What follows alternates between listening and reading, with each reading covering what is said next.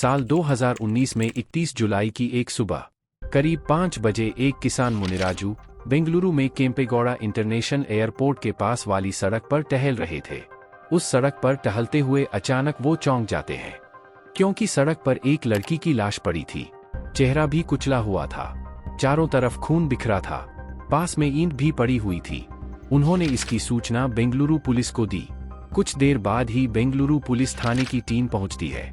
जांच शुरू होती है। उस समय इस थाने के इंस्पेक्टर थे बी राममूर्ति। देर रात तक पेट्रोलिंग करने के बाद वो सो रहे थे। सोते हुए 1 घंटे ही हुए थे कि थाने से फोन आया।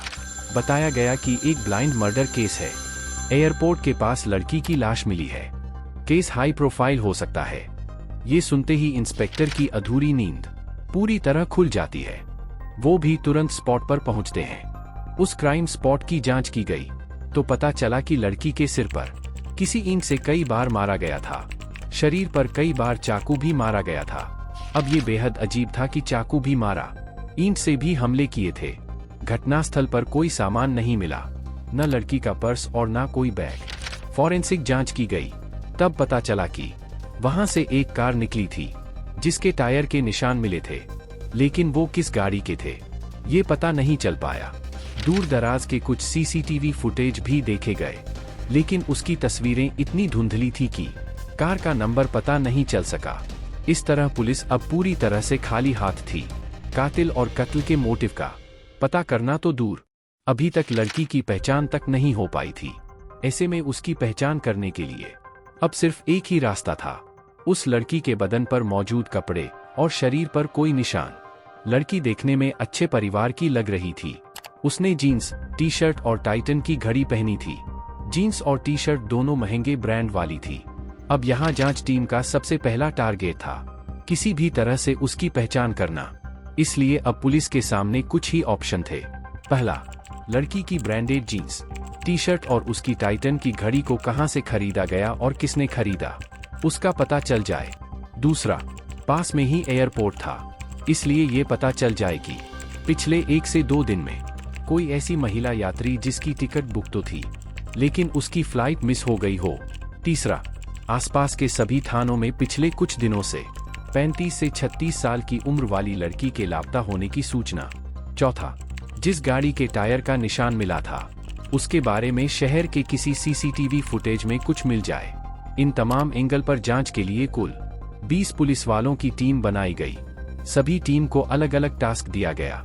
एक टीम को ब्रांडेड जीन्स के बारे में पता लगाना था कि इसे अब तक इंडिया में कहां-कहां बेचा गया और उसे किसने खरीदा। एक टीम उस टाइटन घड़ी का पता लगाने में जुटी। इसकी जांच के दौरान पता चला कि जिस ब्रांड की जीन्स उस लड़की ने पहनी थी वैसी 14,000 पूरे देश में बेची गई है। दिल्ली, महाराष्ट्र और कर्नाटक में इनकी बिक्री हुई थी। अब पुलिस ने ये पता लगाया कि जिस साइज की जीन्स लड़की ने पहनी थी वो कितनी बिकी है। तब पता चला कि उस साइज की 800 जीन्स बेची गई। इस तरह अब 800 जीन्स खरीदने वाले सभी लोगों के नाम और नंबर का पता लगाना था। चूंकि ब्रांडेड जीन्स थी तो उसे शोरूम से खरीदने वालों की डिटेल मिल गई। अब इन सभी नंबरों को लेकर पुलिस ने व्हाट्सएप ग्रुप बनाया और उन्हें लड़की की फोटो भेजनी शुरू की, लेकिन काफी सारे नंबर बंद थे। हालांकि काफी मेहनत के बाद भी उसकी पहचान नहीं हो पाई। पुलिस की एक और टीम टाइटन घड़ी के खरीदार को तलाशने में लगी थी। उस मॉडल की घड़ी का पता लगाया तो कुल 1400 घड़ियां बेचे जाने की जानकारी हुई। पुलिस ने सभी के नंबर मंगाकर उन्हें भी व्हाट्सएप पर मैसेज भेजे। उधर अन्य टीमें सीसीटीवी फुटेज और कार की तलाश में थीं। इस दौरान उस एरिया से एक स्विफ्ट कार जाते हुए मिली थी, लेकिन उसका नंबर प्लेट साफ नहीं दिख पाया। इससे कार का नंबर नहीं मिल सका। कुल मिलाकर इतनी मेहनत का नतीजा 0 ही रहा, यानी कोई सुराग नहीं मिला। ये देखकर पुलिस की टीम मर्चुरी में रखी डेड बॉडी के पास फिर से भेजी गई, क्योंकि जब कोई लावारिस लाश होती है तो कम से कम 2 दिनों तक तो बॉडी रखी जाती है और फिर पोस्टमार्टम करते हैं, ताकि पहचानने में दिक्कत ना आए। अभी 2 दिन हुए थे तो लेडी पुलिस ने उसके पूरे शरीर पर किसी टैटू की तलाश की। इत्तेफाक से पुलिस को उस लड़की के बदन पर एक जगह एस लिखा हुआ टैटू मिला। इससे पुलिस ने अंदाजा लगा लिया कि हो सकता है कि उसका नाम एस से शुरू होता हो, या फिर अगर वो शादीशुदा हो तो उसके पति या फिर किसी खास दोस्त का नाम भी हो सकता है। इसलिए पुलिस ने तुरंत जीन्स और टाइटन घड़ियों में जितने नंबर शॉर्ट लिस्ट हुए थे उनमें से एस से शुरू होने वाले नाम का पता लगाया। तब टाइटन घड़ी खरीदने वालों की संख्या 115 तक पहुंच गई। यानी पुलिस को उम्मीद थी कि अब इन्हीं 115 लोगों में से किसी एक ने घड़ी खरीदी होगी। पुलिस ने फिर से उन 115 लोगों से संपर्क किया, लेकिन फिर भी कोई सुराग नहीं मिल सका। जीन्स वाले में भी कोई जानकारी नहीं मिल सकी। उधर एयरपोर्ट पर पिछले 2 से 3 दिनों में ऐसा एक भी यात्री नहीं था जिसकी फ्लाइट मिस हुई हो। यानी पुलिस ने जितने भी एंगल से जांच शुरू की थी, किसी से भी उस लड़की की पहचान करने में कोई सुराग नहीं मिल पाया। इस तरह पुलिस की जांच के कुल 6 दिन निकल गए, लेकिन मरने वाली लड़की कौन थी अभी तक यही पता नहीं चल पाया था। फिर कातिल और कत्ल का मोटिव का पता लगाना तो अभी दूर की बात थी। अब उस लावारिस लाश की जांच करते हुए 7वां दिन भी आ गया। पुलिस की टीमें दिन रात जुटी थीं, लेकिन हर कोशिश के बाद नतीजा 0 हो रहा था। तभी एक कांस्टेबल को अहम जानकारी मिली। उसके खास इन्फॉर्मर ने बताया कि एक महिला की हत्या करके एयरपोर्ट के आसपास फेंका गया है। उस महिला का कत्ल करने वाला कोई और नहीं बल्कि उसका पति ही है। अब ये जानकारी मिलते ही पुलिस को उम्मीद की किरण मिल गई। तुरंत पुलिस की टीम उस एंगल पर जांच करने पहुंची। ये भी पता चला कि वो मारने वाला पति नॉर्थ इंडिया की तरफ का है। चूंकि लड़की भी हुलिये से नॉर्थ इंडियन लग रही थी, इसलिए पुलिस की उम्मीद और बढ़ गई। पुलिस उसकी तलाश में तुरंत उसके घर तक पहुंची। वो शख्स मिल भी गया। वो वेस्ट बंगाल का रहने वाला था। उससे पूछताछ हुई तो पता चला कि उसने नीलासांद्रा में पत्नी की हत्या की और एयरपोर्ट के पास कहीं पर लाश फेंक दी थी। पुलिस तुरंत उसे लाश तक लेकर चलने के लिए बोली। पुलिस उसे लेकर एयरपोर्ट की तरफ जाने लगी। पुलिस जब उसके अनुसार एयरपोर्ट पर जाने लगी, तब वो उस जगह पर नहीं गया जहां उस लड़की की लाश मिली थी, बल्कि उससे काफी दूरी पर एक सुनसान जगह की तरफ ले गया। फिर उसने बताया कि यहीं कहीं पर उसने डेड बॉडी फेंकी थी, लेकिन वहां लाश नहीं मिली। इस पर पुलिस ने पता लगाया। तब जानकारी हुई कि 1 हफ्ते पहले वाकई वहां एक महिला की लाश मिली थी। पुलिस ने उस थाने में संपर्क किया तो कंफर्म हो गया। इस तरह पुलिस भले ही उस लड़की के कातिल की तलाश में थी, लेकिन उसी में दूसरे कत्ल का खुलासा हो गया। पर पुलिस की ये मेहनत फिर से उसी 0 वाले नतीजे पर पहुंच गई। अब पुलिस फिर से खाली हाथ थी। अब पुलिस की टीमें लगातार काम करते करते काफी थक चुकी थी। चिड़चिड़ापन आ रहा था। इतनी मेहनत के बाद भी कोई सुराग नहीं मिल पा रहा है। पिछले 1 हफ्ते की जांच के दौरान इंस्पेक्टर रामामूर्ति के पास कोलकाता के एक पुलिस अफसर का बार बार फोन आ रहा था, लेकिन रामामूर्ति बेहद उलझे हुए थे, इसलिए वो कॉल रिसीव भी नहीं कर पा रहे थे। अब 10 दिन बीत गए थे। तभी फिर उस कोलकाता वाले पुलिस का फोन आया। असल में 1 महीने पहले ही इंस्पेक्टर रामामूर्ति की टीम ने गोल्ड चुराने वाले एक शातिर चोर कार्तिक को कोलकाता से अरेस्ट किया था। इसने बेंगलुरु में दर्जनों चोरियों को अंजाम दिया था। पुलिस ने जब उसे पकड़ा तो उसके पास से 50 लाख का सोना भी मिला था। अब कोलकाता पुलिस को शक था कि अपने लोकल शहर में हुई चोरियों में भी कार्तिक का हाथ तो नहीं, इसलिए वो बेंगलुरु पुलिस से बात कर उस कार्तिक चोर को रिमांड पर लेना चाहती थी। इसलिए कोलकाता पुलिस का वो अफसर बार बार फोन कर रहा था।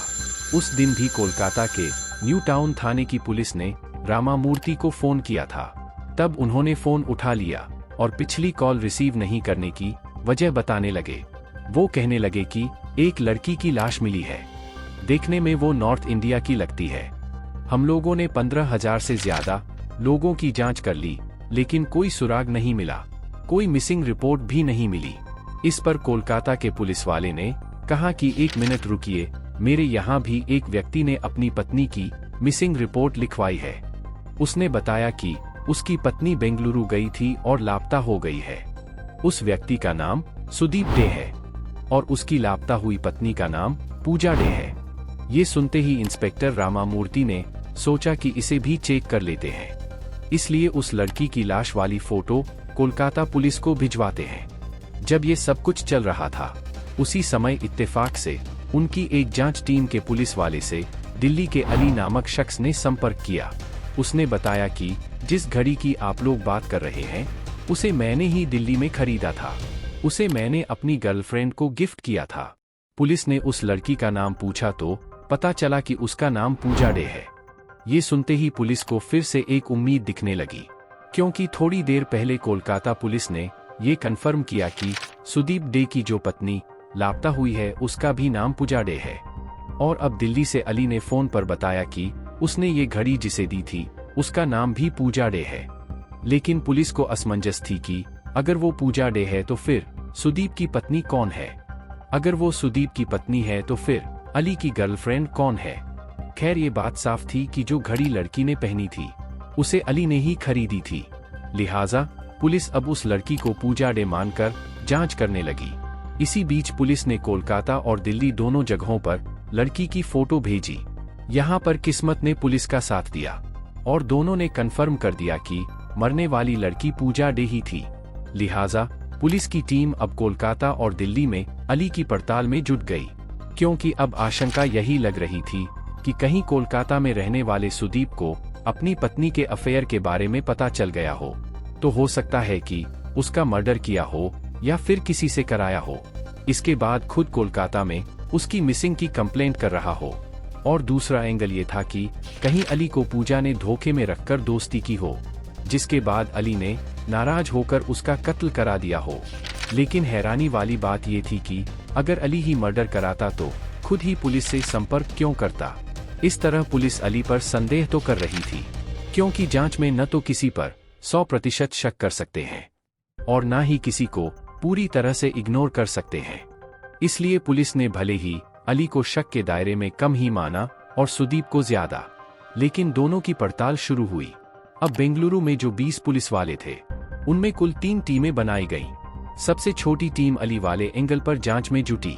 बाकी 2 बड़ी टीमों में से एक टीम कोलकाता में रहने वाले सुदीप पर पड़ताल करने लगी, जबकि एक और टीम को पूजा डे के फोन नंबर से उसकी डिटेल निकालकर जांच करने का जिम्मा सौंप दिया गया। सुदीप डे ने पुलिस की जांच में बताया कि दोनों ने 7 साल पहले ही शादी की थी, लेकिन उनका कोई बच्चा नहीं है।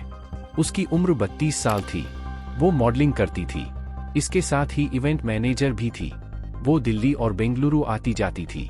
सुदीप को पूजा के बेंगलुरु जाने की जानकारी थी, लेकिन जब उसका फोन बंद मिला तो उसने एक दिन बाद मिसिंग की शिकायत कोलकाता पुलिस में की। हालांकि एफआईआर नहीं हुई थी। पुलिस को ये भी पता चला कि पति पत्नी में काफी अनबन होती थी, इसलिए पुलिस उस पर शक करते हुए जांच कर रही थी। उधर दिल्ली में अली के बारे में पता चला कि वो पूजा के शादीशुदा होने के बारे में जानता था, लेकिन वो दोनों एक दूसरे को पसंद करते थे, इसीलिए उसने टाइटन घड़ी गिफ्ट की थी। लेकिन अचानक से पूजा का फोन बंद होने से वो भी परेशान था। खैर पुलिस को जांच करते हुए अब 13वां दिन शुरू होने वाला था। पुलिस ने पूजा डे की फैमिली और अली समेत सभी को बेंगलुरु बुला लिया। इस बीच पुलिस ने पूजा डे के मोबाइल फोन की कॉल डिटेल की पड़ताल की तो उससे काफी अहम जानकारी मिली। पुलिस की पड़ताल में पता चला कि वो मर्डर से एक दिन पहले ही फ्लाइट से बेंगलुरु पहुंची थी। उसने एयरपोर्ट से उबर कैब बुक किया था। इसके बाद बेंगलुरु के सिंगसांद्रा में बने सहारा पवेलियन होटल में पहुंची थी। वो उसी होटल में रुकी थी। होटल में आने के बाद कैब बुक करके कुछ लोगों से मीटिंग करने के लिए गई थी। अब पुलिस उस होटल में पहुंची जहां पूजा डे रुकी थी। होटल के सीसीटीवी फुटेज को देखा गया तो इस बात की पुष्टि हो गई कि ये वही पूजा थी जिसकी हत्या हुई थी। अब पूजा की सारी डिटेल होटल से ली गई, कब एंट्री की, कब कब आई और गई। तब होटल की रिसेप्शनिस्ट ने बताया कि रात 3:50 पर उसने होटल से चेकआउट किया था। उस समय एक कैब ड्राइवर लेने आया था। ये वही ड्राइवर था जो दिन में भी पूजा को अपनी कैब से ही कहीं ले गया था। लेकिन चौंकाने वाली बात थी कि जिस रात में पूजा ने होटल से चेकआउट किया था उस समय ऑनलाइन कैब की बुकिंग नहीं थी। इसलिए पुलिस को ये समझ में आ गया कि कैब ड्राइवर ने ही इसकी साजिश रची होगी और बिना बुकिंग के डायरेक्ट पैसे लेकर उन्हें छोड़ने के लिए हामी भर दी होगी। पुलिस को होटल के भीतर और बाहर वाले सीसीटीवी फुटेज से उस ड्राइवर का चेहरा भी मिल गया और गाड़ी का नंबर भी। फिर क्या था, जांच के 13वें दिन ही पुलिस महज 5 घंटे के भीतर कैब ड्राइवर के घर तक पहुंच गई। घर पर ही कैब ड्राइवर मिल गया। उसका नाम नागेश एचएम था। उम्र करीब 22 साल। वो हेगनाहल्ली क्रॉस का रहने वाला था। कैब ड्राइवर नागेश से पूछताछ हुई तो उसने लूटपाट के लिए पूजा का मर्डर करने की बात स्वीकार कर ली। उसने बताया कि बेंगलुरु आने के बाद वही पूजा को कैब से होटल तक लेकर आया था। इसके बाद उसने पूजा से जान पहचान कर ली। इसके पीछे वजह थी कि पूजा के पास एक ट्रॉली बैग और वैनिटी बैग था। लड़की के पहनावे और बातचीत से लग गया था कि वो अमीर घर से है। दूसरी बड़ी बात थी कि वो अकेली ही बेंगलुरु आई थी, चूंकि नागेश के भाई ने 2 कारें खरीदी थीं। दूसरी कार की ईएमआई भरने में उसे दिक्कत आ रही थी। असल में उसके 2 ईएमआई बाउंस हो गई थी, इसलिए उसे पैसों की जरूरत थी। लिहाजा उसने पहले ही पूजा से बातचीत करने के दौरान सोच लिया था कि वो उससे लूटपाट कर लेगा और ऑनलाइन बुकिंग नहीं करेगा।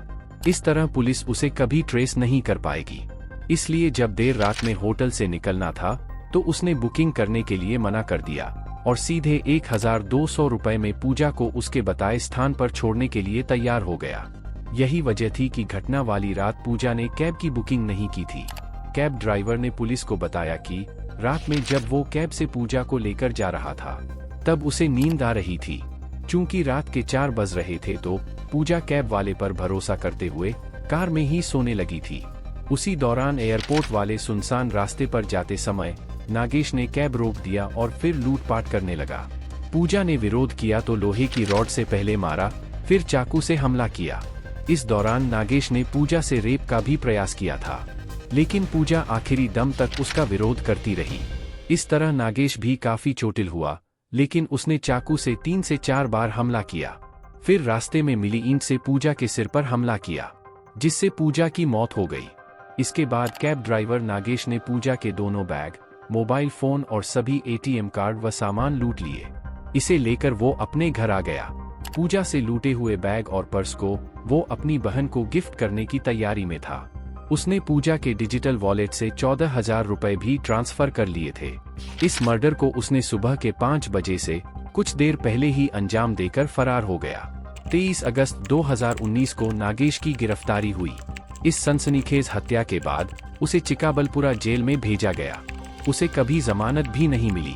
पुलिस अधिकारी बताते हैं कि 15 मार्च 2021 को इस केस में चार्जशीट दाखिल हुई थी, लेकिन सितंबर 2021 में ही जेल में फूड पॉइजनिंग के कारण नागेश की मौत हो गई। नागेश की मौत ठीक उस समय हुई जब उसके खिलाफ कोर्ट में ट्रायल शुरू होने वाला था, लेकिन उसकी मौत हो जाने से पुलिस ने इस केस को हमेशा के लिए बंद कर दिया। इस तरह 31 जुलाई 2019 की तड़के पूजा की हत्या हुई और उसका कातिल कैब ड्राइवर नागेश करीब 2 साल तक जेल में रहा, लेकिन होनी को शायद कुछ और ही मंजूर था। गिरफ्तारी के 2 साल बाद सितंबर 2021 में उसकी जेल में ही मौत हो गई। इस तरह बेंगलुरु पुलिस की मेहनत से एक ब्लाइंड मर्डर को आखिरकार सॉल्व कर दिया गया।